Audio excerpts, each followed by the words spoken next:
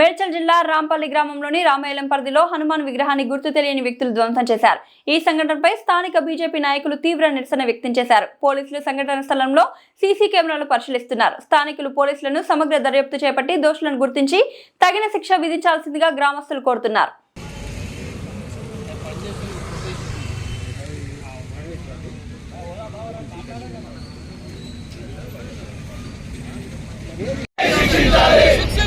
విగ్రహాన్ని ధ్వంసం చేసిన దుండగులను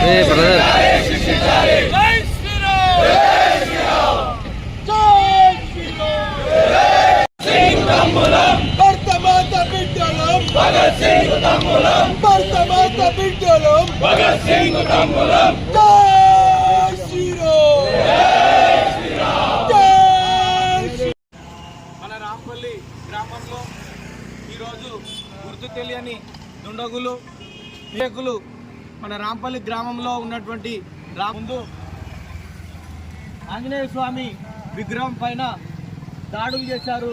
ఆంజనేయ స్వామి చేతులు, కాళ్ళు, గద ఏకంగా మొత్తం విగ్రహాన్ని ధ్వంసం చేయడం జరిగింది. ఇలాంటి మత వ్యతిరేక శక్తులు ఉగ్రవాదులు కంటే చాలా ప్రమాదము. ఈ హిందూ సమాజం పైన దాడి చేయడం కాదు, హిందూ వ్యక్తుల పైన కూడా దాడి చేయడము. ఇలాంటి వ్యక్తులను వెంటనే పోలీసు వారు కఠిన చర్యలు తీసుకోవాలి.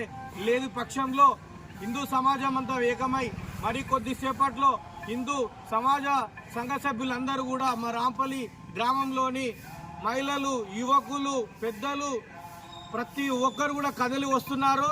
మరికొద్దిసేపట్లో మేమందరం కూడా ఈ రాష్ట్రం మొత్తం, దేశం మొత్తం తెలిసేలా ఖచ్చితంగా ధర్నా చేస్తున్నాము.